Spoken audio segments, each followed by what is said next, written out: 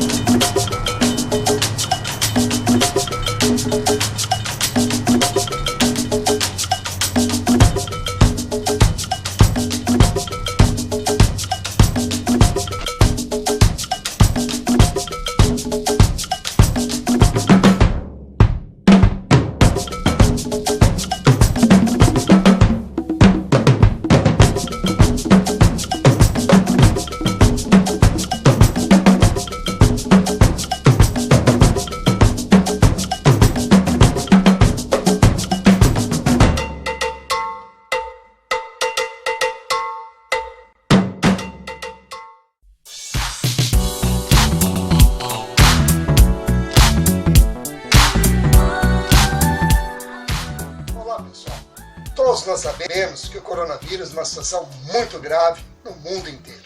Imagine quando chegar às comunidades e às periferias, a situação poderá ficar ainda pior.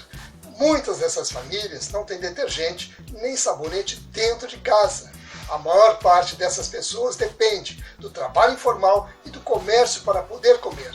Então, a solidariedade não pode parar. Por isso, estamos juntos com a LBV nessa campanha que vai arrecadar kits de material de limpeza e distribuir para essas famílias, além, é claro, das cestas de alimentos. Contamos com você. Saiba mais acessando lbv.org.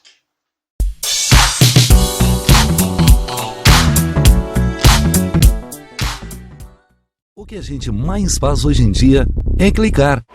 Pena que o destino da maioria desses cliques é esse, o desperdício. Você sabia que apenas um clique pode ajudar a combater a fome no nosso estado? É só acessar cliquealimentos.com.br e dar um rumo mais digno aos seus cliques. A mesa de quem tem fome. Doar pelo Clique Alimentos é gratuito e não demora nem um minuto. Faça a sua parte. Clique para quem precisa. www.cliquealimentos.com.br.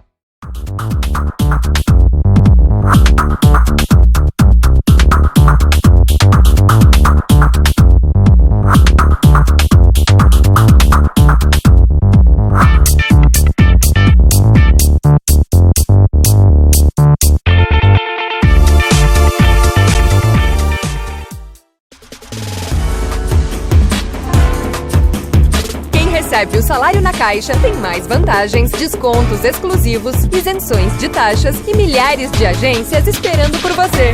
Na Caixa vem que tem.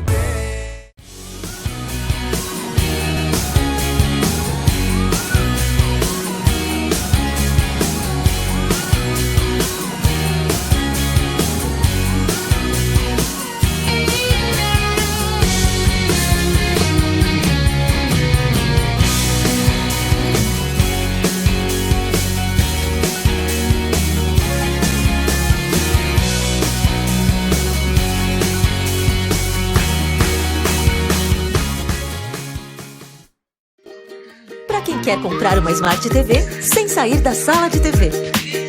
Para você que precisa comprar fraldas sem tirar o olho das crianças. Para quem quer trocar de celular sem sair do celular. Dá até para comprar uma lava-roupa sem sair da área de serviço. Baixe o novo aplicativo do Magazine Luiza. Comprar nunca foi tão fácil. Cadastre-se e ganhe frete grátis até o fim do ano. Deixe a tecnologia te fazer feliz.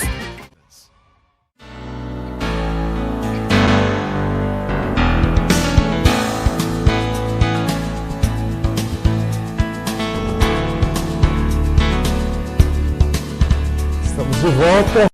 Estamos aqui na Clínica Leger, a matriz Porto Alegre. Lembrando, a Clínica Leger tem unidades no Rio de Janeiro, em São Paulo, em Porto Galinhas, Recife, com aquela proposta diferenciada que já abordamos dentro do programa. E agora o doutor Pedro Westphalen participa conosco para trazer aí algumas informações dentro da sua área de atuação na cirurgia plástica e dando conotações aí à lipoaspiração e lipoescultura. E vamos entrar nos detalhes. É um prazer poder estar aqui hoje para esclarecer alguns assuntos da cirurgia plástica. Afinal de contas, o Brasil é uma referência mundial para esse tipo de cirurgia. E agora vamos falar um pouco da lipoaspiração e da lipoescultura. São muito parecidos e eu vou explicar um pouquinho a diferença e a indicação de cada um.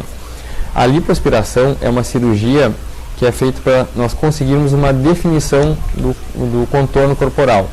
É muito importante falar sobre isso porque não é uma cirurgia para emagrecimento, é uma cirurgia para definição e melhora do contorno corporal.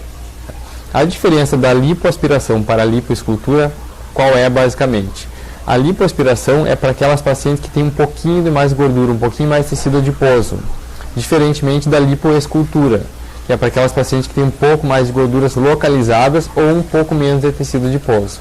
É uma cirurgia bastante realizada hoje, é uma das mais procuradas aqui na clínica e com certeza traz bastante benefícios para as pacientes. Inclusive, a maior procura ainda é do público feminino, mas tem crescido muito nos últimos tempos o público masculino. E na questão do procedimento em si, há necessidade de anestesia? De que forma isso acontece? Sim, há necessidade sim. A gente sempre é importante, tanto na lipoaspiração como qualquer cirurgia plástica, sempre é importante realizar em ambientes com segurança total ao paciente. Sempre tem que ser feito em ambiente hospitalar ou em alguma clínica que tenha todas as condições adequadas para a segurança do paciente. Normalmente é feita com uma anestesia peridural ou com anestesia geral. A maioria é feita com peridural mais sedação. Um ponto bastante importante de ser abordado na questão da lipoaspiração e da lipoescultura é o quanto de gordura a gente pode tirar. Tá? Nós temos o limite de segurança, que é em torno de 7% do peso corporal. Então a gente não pode passar essa porcentagem para não submeter o paciente a um risco durante a cirurgia e para a recuperação pós-anestésica. Um outro fator importante que é bastante perguntado durante as consultas e que é bastante esclarecedor é se essa gordura pode ser reaproveitada. Pode, a gente pode pegar utilizar uma porcentagem dessa gordura para fazer preenchimento de glúteo durante a mesma cirurgia, para preenchimentos faciais, para melhorar o contorno facial, tudo no mesmo procedimento. Então, uma cirurgia que pode ser associada a esses outros procedimentos juntos. Doutor Pedro, seria interessante a gente falar o tempo que demanda, no caso, a internação e, é claro, o tempo de recuperação também. Normalmente é uma cirurgia que pode ser feita em regime ambulatorial. O que é um regime ambulatorial? O paciente faz a cirurgia, permanece na sala de recuperação, depois do término, em torno de 4 a 8 horas. Quando estiver bem recuperado, pode ir para casa no mesmo dia. Normalmente não necessita internação, exceto alguns casos que se optam em deixar um dia. A maioria é feita em regime ambulatorial mesmo.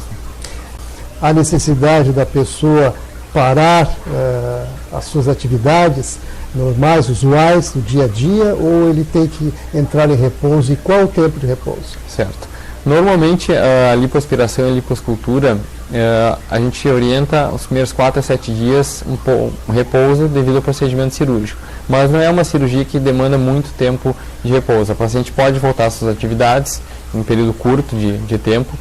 Não tem como falar em dias porque depende de cada paciente, mas normalmente após a primeira semana a maioria dos pacientes já consegue voltar às suas atividades, se não forem atividades que demandem muita atividade física.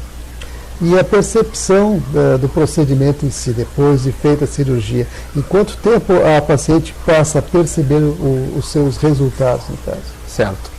Questão da cirurgia, normalmente o primeiro, como qualquer procedimento cirúrgico, ocorre um pouco de inchaço no pós-operatório. Por isso que é muito importante algumas medidas pós-operatórias que são fundamentais, inclusive, para o resultado da cirurgia. Quais são elas? O uso de malha modeladora, que a gente orienta a usar de 30 a 45 dias, mais ou menos, pelo menos. A gente orienta a fazer drenagem linfática, que ajuda muito no modelamento corporal e ajuda muito na questão da redução do inchaço. O resultado da cirurgia, já no primeiro mês já se começa a perceber, em torno do terceiro mês já tem uma boa parte do resultado final, e o resultado final mesmo se obtém em torno dos 6 meses. 6 meses. 6 meses. Muito bem, estamos aqui conversando, Dr. Pedro Westphalen, da Clínica Leger, médico aqui, participando conosco, e agora vamos abordar uma dos procedimentos e técnicas que é muito recorrido pelas mulheres, que é a mamoplastia de aumento. Vamos falar sobre isso, Dr. Pedro. Certo. Juntamente com a lipoaspiração, a mamoplastia de aumento, que nada mais é do que a introdução de uma prótese de silicone, é uma cirurgia bastante realizada, bastante procurada hoje em dia.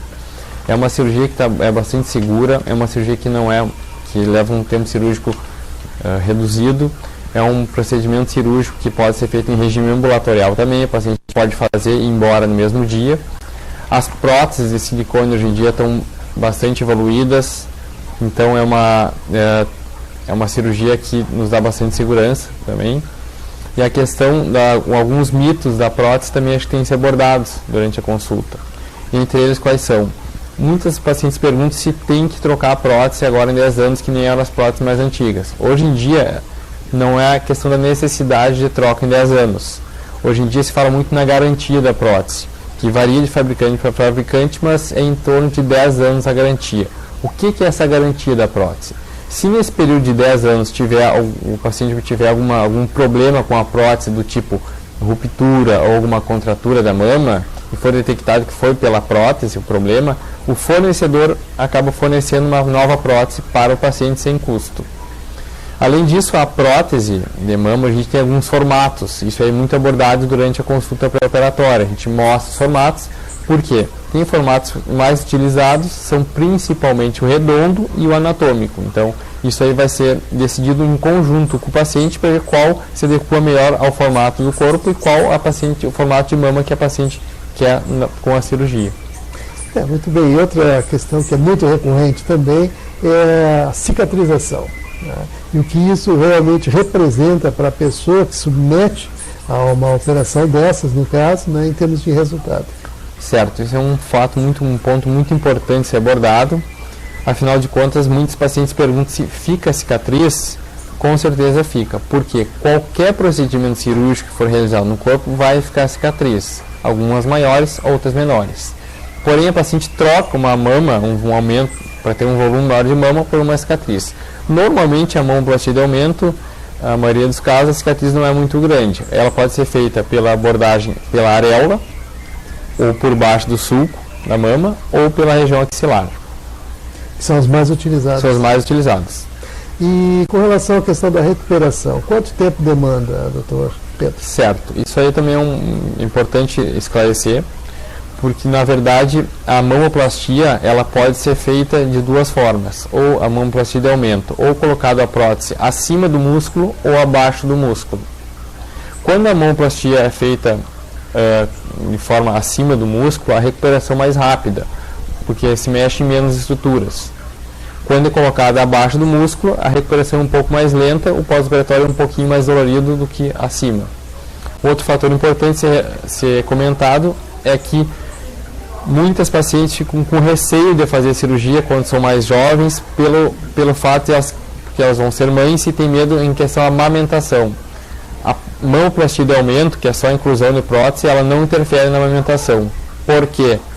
Porque a prótese é colocada sempre abaixo das glândulas mamárias, então seja abaixo do músculo ou acima do músculo. Então, no caso de mamoplastia de aumento, não é mexida em glândulas mamárias, então, consequentemente, o paciente vai poder amamentar normalmente seu filho futuramente. Muito bem, realmente tem pontos importantes aqui a serem abordados, e uma das considerações também que se deve fazer com relação à contraindicação, se existe contraindicação. As contraindicações principais que tem na mamoplastia de aumento são infecção local na pele, quando o paciente tem alguma infecção local próxima à mama, não necessariamente somente na mama, tem que ser primeiro tratada essa infecção para poder realizar a cirurgia. Então, quando o paciente vem na consulta e a gente faz exame físico e ele tem alguma infecção local, a gente posterga a cirurgia para após o tratamento. Outro fato importante, se abordado em cirurgia de mamoplastia de aumento, como qualquer cirurgia de mama, é fazer um exame de imagem da mama. Por quê? nós sempre temos que ter em mente que, em primeiro lugar, quando for fazer uma cirurgia mesmo de cunho estético, é a saúde do paciente. Então, tem que ver se o paciente não tem nenhum nódulo suspeito de malignidade, por isso se faz algum exame de imagem. Se houver algum nódulo suspeito, primeiro se encaminha para o mastologista, ele faz a avaliação do nódulo, se tiver tudo ok, aí sim a gente realiza a cirurgia. E, claro, se o paciente tem condições clínicas de ser submetido à própria cirurgia, que isso nós vemos durante a consulta pré-operatória após a solicitação dos exames. Muito bem, doutor Pedro, claro que existem muitas questões a serem abordadas, a gente vai fazer um breve intervalo, em seguida a gente retorna para falar de mais alguns procedimentos. Continue ligado, que no instante só a gente volta.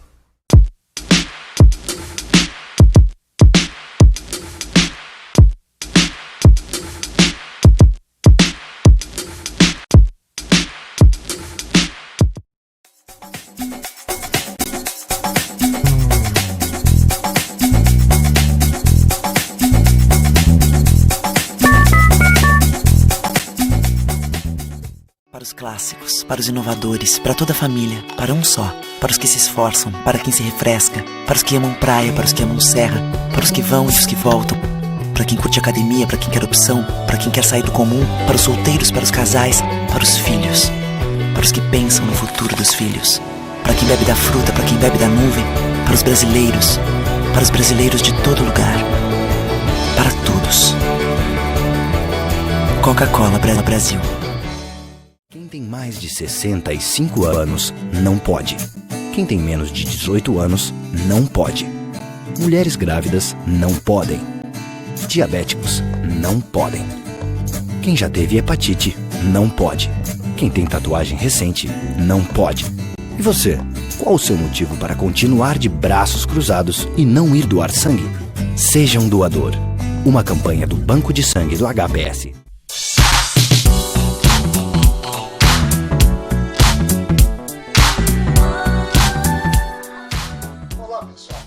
Todos nós sabemos que o coronavírus é uma situação muito grave no mundo inteiro.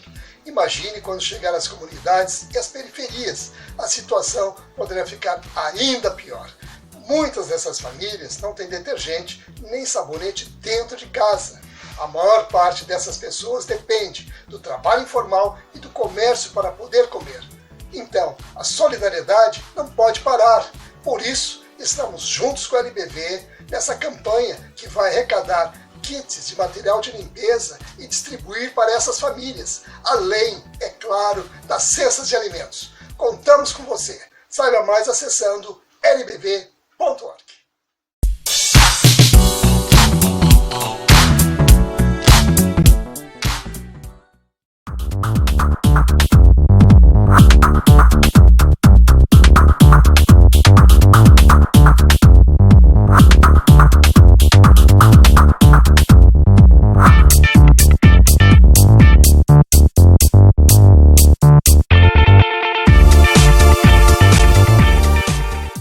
O que a gente mais faz hoje em dia é clicar. Pena que o destino da maioria desses cliques é esse, o desperdício. Você sabia que apenas um clique pode ajudar a combater a fome no nosso estado? É só acessar cliquealimentos.com.br e dar um rumo mais digno aos seus cliques. A mesa de quem tem fome. Doar pelo Clique Alimentos é gratuito e não demora nem um minuto. Faça a sua parte. Clique para quem precisa. www.cliquealimentos.com.br.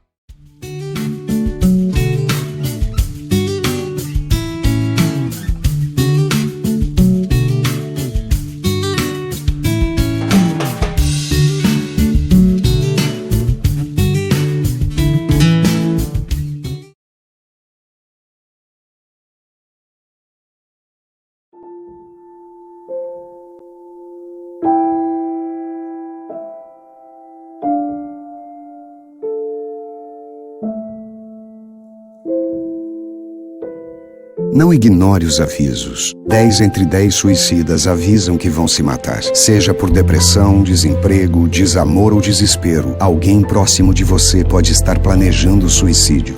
Ofereça ajuda, peça ajuda. Sua atitude pode salvar uma vida. recebe o salário na Caixa tem mais vantagens, descontos exclusivos, isenções de taxas e milhares de agências esperando por você. Na Caixa vem que tem.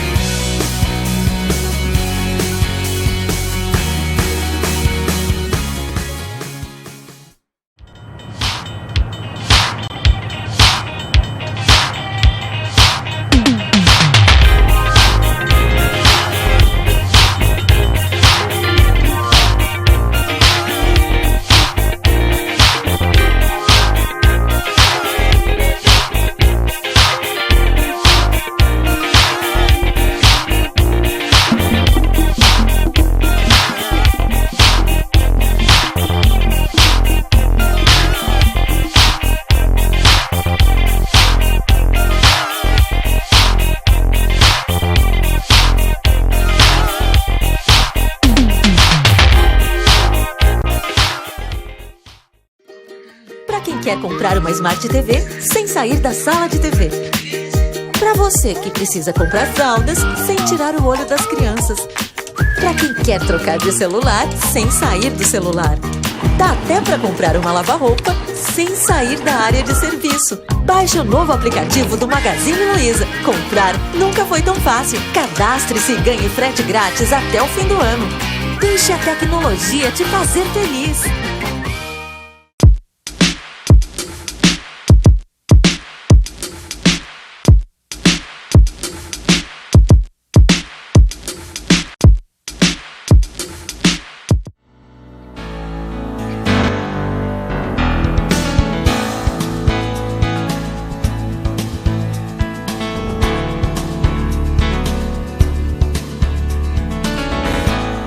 De volta, continuamos aqui com o Dr. Pedro Westphalen, médico da Clínica Leger, e agora vamos falar de mais um procedimento dentro da cirurgia plástica, muito procurado também, que é a mastopexia, e vamos, evidentemente, entrar dentro dos detalhes técnicos e os aconselhamentos médicos nesse sentido. Então, doutor Pedro, vamos falar do objetivo da mastopexia. Certo. Primeiramente, a mastopexia, ela é uma cirurgia nada mais é do que o lifting da mama. O que é isso? É para aquelas pacientes que têm uma pitose mamária, para aquelas pacientes que têm uma mama caída e querem erguer a mama. Normalmente, a maioria das pacientes que optam por essa cirurgia são pacientes que já amamentaram, ou pacientes que tiveram grande perda ponderal, grande perda de peso, aquelas pacientes que realizaram a cirurgia bariátrica e, consequentemente, tiveram uma atrofia mamária e a mama acabou cedendo, acabou caindo. Então, elas nos procuram para fazer um lifting para erguer a mama. Nessa cirurgia, a gente pode associar junto a mamoplastia de aumento, que nada mais é que a gente ergue a mama, faz o lifting da mama e introduz uma prótese de silicone para dar um formato mais adequado, mais harmônico para a mama da paciente. Muito bem, e outra questão também que é importante a gente considerar é com relação à anestesia. O que o senhor pode falar sobre a anestesia nesse procedimento? Certo, a gente, normalmente a maioria das mastopexias a gente faz utilizando uma RAC ou uma peridural mais uma sedação. A maioria dos nossos procedimentos são realizados dessa forma. E a questão da recuperação? Recuperação, ela vai depender muito de cada paciente. Uma recuperação sempre é uma questão da resposta fisiológica um pouco pessoal. Mas é uma cirurgia que demanda um pouco mais de tempo de recuperação em relação à mamoplastia de aumento. Afinal de contas, é mexido em toda a estrutura da mama. Então, normalmente a gente pega em torno de 2 semanas até poder voltar às suas atividades progressivamente. E os cuidados pós-operatórios, quais devem ser? Bom, basicamente, temos que ter alguns cuidados, principalmente utilizar uma malha modeladora, que é o sutiã modelador, que ele é importante para o pós-operatório, que é utilizado pelo menos 30 dias. Algumas pacientes podem utilizar um pouco mais período. Além disso, o esforço físico é muito importante ser evitado nas primeiras semanas, afinal de contas é uma cirurgia maior do que a mamoplastia de aumento. São mais cortes, mais cicatrizes, então, consequentemente, tem que ter um cuidado um pouco mais intenso do que uma mamoplastia de aumento unicamente. Muito bem, então vamos entrar agora na mamoplastia redutora, né, que é ao contrário da que nós estamos falando, justamente para quem tem abundância de seios, reduzir os seios. Eu gostaria então que o senhor entrasse nessas questões, dizendo em que casos é indicado isso. A mamoplastia redutora é uma cirurgia considerada reparadora dentro da cirurgia plástica, diferentemente das cirurgias de mamoplastia de aumento e do lifting mamário, ou seja, da mastopexia. Por que ela é uma cirurgia reparadora?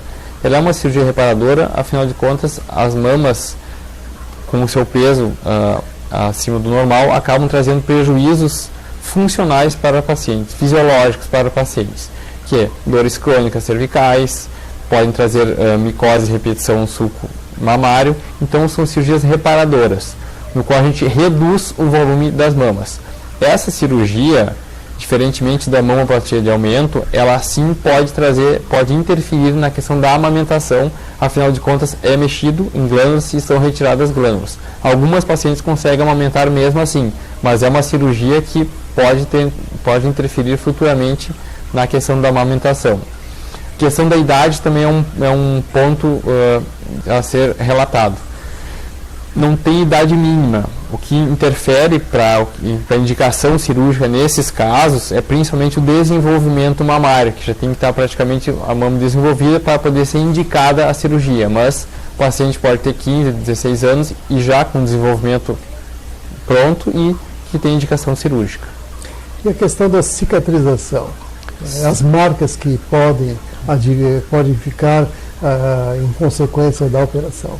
Certo. É uma mamoplastia redutora, então, consequentemente, como a mama é muito grande, é mexido em bastante tecido. Consequentemente, as cicatrizes são grandes. Fica ao redor da areola, fica uma cicatriz vertical e fica uma cicatriz em todo o sulco da mama. Aí a extensão vai depender muito do volume da mama. Quanto maior a mama, mais quantidades de cicatrizes. Muito bem, então, Dr. Pedro, vamos entrar assim no outro aspecto muito importante também a considerar, que é a questão da recuperação, tendo em vista, como o senhor já colocou aqui, que é uma cirurgia que demanda mais tempo, ou seja, demanda mais cortes. Certo. A recuperação é um pouco mais longa do que uma mamoplastia de aumento e do que a mastopexia, certo? Porque, conforme foi dito, é mexido em mais estruturas. Então a gente pede 2 a 3 semanas, o paciente mais em repouso, não repouso absoluto, repouso somente parcial. Pacientes que trabalham com atividades que não exijam força, por exemplo, pacientes que trabalham em computador ou algo que não precisa fazer força, podem voltar mais precocemente às suas atividades em torno de 2 semanas. Então demanda um bom tempo. Um bom tempo. Além de toda a questão da utilização de malha modeladora, que é o sutiã modelador, como qualquer outra cirurgia de mama. E quais seriam os riscos dessa cirurgia? Bom, da mamoplastia redutora, uma das principais consequências, vamos dizer assim, é a questão da amamentação que pode interferir. Isso é uma das principais perguntas das pacientes quando vem consultar questionando essa cirurgia. Então tem que ser bem enfático e relatar que pode sim pode ter interferência na amamentação futura. Afinal de contas, muitas pacientes que vêm nos procurar ou são pacientes muito jovens que estão com problemas emocionais pelo tamanho da mama ou problemas funcionais, mas muitas ainda não são mães e querem e têm desejo de serem mães. Muito bem, vamos fazer um breve intervalo. Dr. Pedro Westphalen continua conosco, trazendo mais informações. Continue! Quem tem mais de 65 anos não pode. Quem tem menos de 18 anos não pode. Mulheres grávidas não podem. Diabéticos não podem. Quem já teve hepatite não pode. Quem tem tatuagem recente não pode. E você, qual o seu motivo para continuar de braços cruzados e não ir doar sangue? Seja um doador.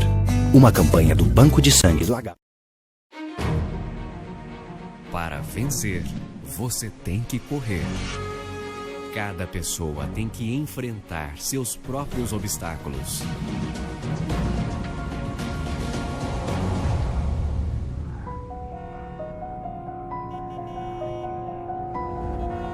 O esporte inspira a vitória e a educação ensina a vencer. Ajude a LBV e invista no futuro de milhares de crianças.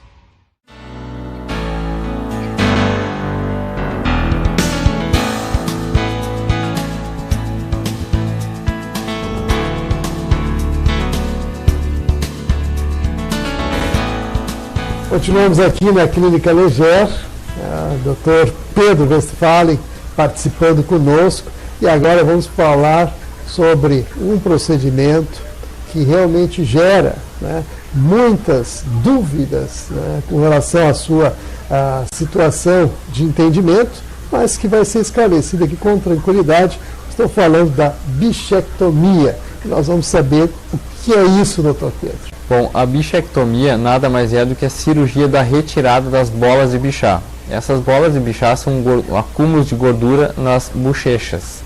Então, tem pessoas que acabam tendo essas gorduras mais pronunciadas e acabam tendo um formato do rosto um pouco mais redondo. Essas pessoas normalmente chegam na consulta queixando-se que já fizeram dieta, que emagreceram, que estão com o corpo magro, ou fizeram uma lipoescultura ou uma lipoaspiração, estão com o corpo magro, porém o rosto está com um formato arredondado que dá um aspecto de gorda. Nessas pacientes, a gente indica bichectomia, após o exame físico, que é uma cirurgia que acaba dando um afinamento, deixando o rosto mais fino, dando um aspecto mais magro para a paciente. Muito bem. Como ela é realizada, doutor Pedro? Ela pode ser realizada com anestesia local ou com anestesia local mais sedação. Sempre em ambiente cirúrgico, sempre em ambiente que tenha bastante segurança para o paciente. É uma cirurgia que não demora, não tem muito tempo, não demora muito, é em torno de 40 minutos, 40 a 60 minutos. É uma cirurgia realizada em ambiente, em regime ambulatorial, o paciente pode fazer e ir embora no mesmo dia. Como qualquer cirurgia, para o resultado tem alguns cuidados específicos pós-operatórios. Como é na região da boca, a gente tem que ter alguns cuidados a mais, como usar um antisséptico bucal, usar antibiótico e anti-inflamatório no pós-operatório. E tem que a paciente também cuidar muito da higiene oral, apesar dessa cirurgia ser realizada por dentro da boca, então não deixando cicatrizes externas, ela requer alguns cuidados, como escovar bastante o dente, principalmente perto da região onde é realizado o corte.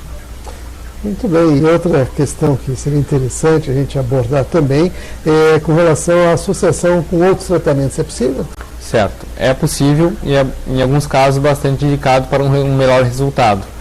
Muitas pacientes que têm o formato do rosto arredondado, além da bola de Bichat ser bastante pronunciada e ser corrigida com a cirurgia da bichectomia, tem pessoas que têm um pouco de acúmulo na região cervical, embaixo do queixo, a famosa papada. Essas pacientes, para obter um resultado mais satisfatório, muitas vezes necessitam uma associação de lipoaspiração nessa região. Então, Dr. Pedro Westphalen, gostaríamos agora de abordar um outro aspecto muito importante com relação a procedimentos, que existe uma procura muito grande, inclusive a gente vai conotar bem isso, que é a questão da rinoplastia e, evidentemente, para que ela serve, Dr. Pedro? A rinoplastia ela é uma cirurgia que tem algumas divisões. Nós temos a rinoplastia reparadora, na qual se enquadram os pacientes que tiveram algum trauma, alguma fratura nasal, alguma deformidade adquirida no nariz, e temos a rinoplastia estética, que seria aquelas pacientes que chegam no nosso consultório e querem fazer alguma alteração no seu nariz, ou que estão incomodados com a questão do dorso nasal, que nada mais é do que o calombinho no nariz, ou que acham o seu nariz um pouquinho largo, ou querem mexer na ponta nasal. Um fator muito importante ser dito na consulta, nós temos que relatar para o paciente e mostrar as limitações cirúrgicas. Isso é muito importante para o paciente saber a real, o que nós realmente conseguiremos fazer com a cirurgia e quais resultados conseguiremos obter. De fato, é claro que mexer no nariz requer assim, não só habilidade na questão médica, mas um cuidado também pelo aspecto, né, que vai trazer no fim o resultado, porque tem que ser algo proporcional, inclusive, à pessoa. Então, essas situações todas, elas se colocam também dentro de uma outra preocupação, que é a maneira que isso vai ser realizado. Eu gostaria que o senhor explicasse, inclusive dando aquelas informações importantes com relação à anestesia, o tempo que vai demandar a própria reestruturação e a recuperação do paciente. Certo. A cirurgia do nariz, ela pode ser feita de 3 formas, ou com anestesia local, ou com anestesia local mais sedação, ou anestesia geral. Na maioria dos casos se opta pela anestesia geral. Tá? Ela é uma cirurgia que demora em torno de 1h30 a 2h30, dependendo do caso. É uma cirurgia que é feita em regime ambulatorial, o paciente faz e pode ir embora no mesmo dia.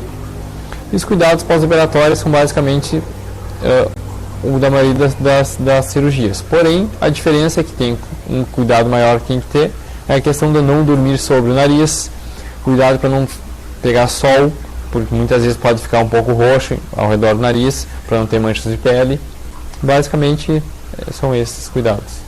E a questão da contraindicação entra nessa situação, em algum desses casos? Contraindicação é a questão de, principalmente, a condição clínica do paciente, e uma contraindicação que ocorre com alguma frequência é quando o paciente deseja resultados que a cirurgia não vai atingir. Por isso é muito importante uma conversa longa com o seu médico para ele esclarecer todas as dúvidas e falar das possibilidades, o que se pode atingir com a cirurgia e quais são as limitações da cirurgia. Então, doutor Pedro, vamos entrar agora na questão da otoplastia, né? Inicialmente, é claro, explicando o que é isso. A otoplastia nada mais é que uma cirurgia para a correção das orelhas em abano. Ela é uma cirurgia considerada reparadora. Afinal de contas, a orelha em abano é uma malformação congênita, ou seja, o paciente nasce com essa malformação.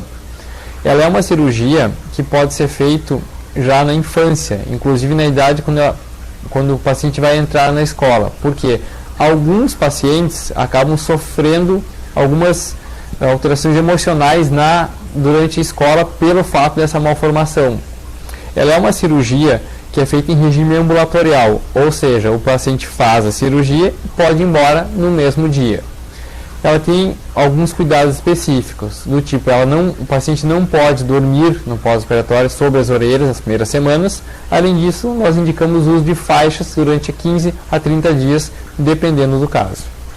Muito bem, realmente, informações muito pertinentes aqui na Clínica Leger, você acompanhando aí com exclusividade, e vamos agradecer aqui a participação do Dr. Pedro Westphalen.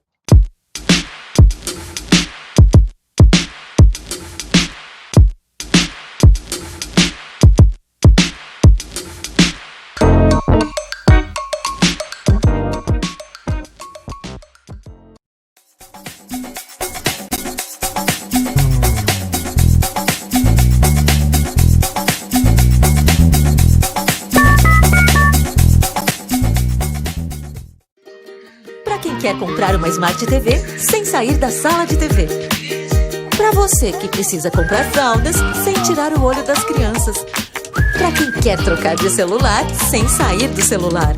Dá até para comprar uma lava-roupa sem sair da área de serviço. Baixe o novo aplicativo do Magazine Luiza. Comprar nunca foi tão fácil. Cadastre-se e ganhe frete grátis até o fim do ano.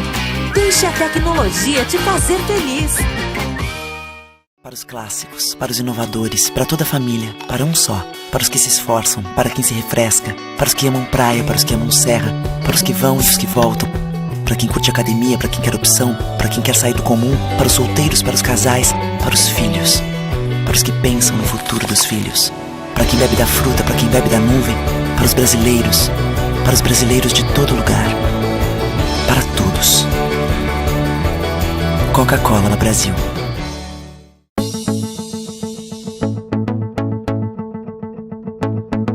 O Instituto do Câncer Infantil tem trabalhado muito para assegurar e melhorar a saúde da criança e do adolescente com câncer por meio de parcerias, assistência, pesquisa e mobilização social. Uma realidade que tem a parceria do Hospital de Clínicas de Porto Alegre na conquista de maiores índices de cura. Muita gente já vestiu essa camiseta e corre pela vida. Hoje estamos aqui para agradecer e dizer que você pode continuar ajudando as nossas crianças. Dê uma olhadinha no nosso site. Contamos com você. Você faz toda a diferença.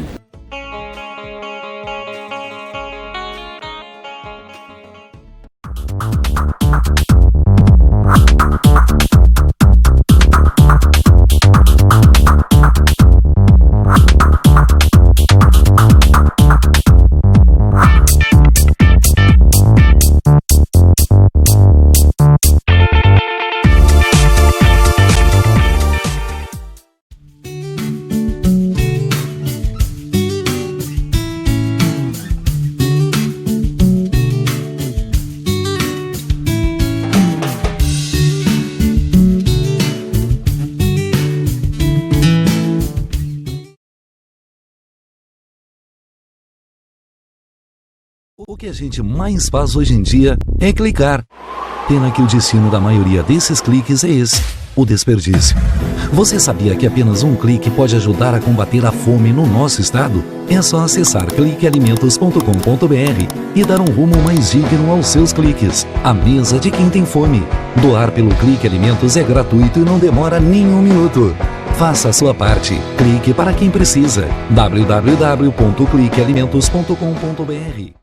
LBV é ação.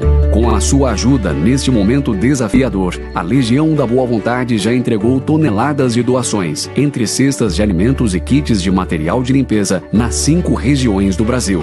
A necessidade ainda é grande, mas o coração solidário é muito maior. Acesse nossa prestação de contas e doe agora. lbv.org. Ajude a LBV a chegar a quem mais precisa.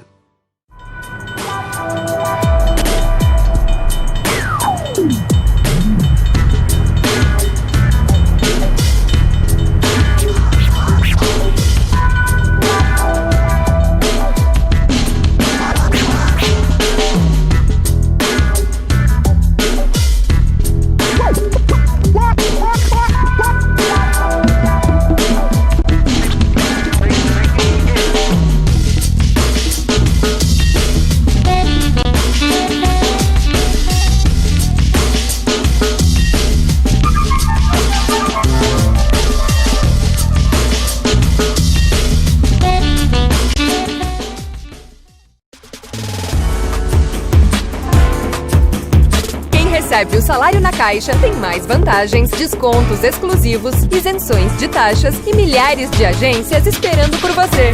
A Caixa vem que tem.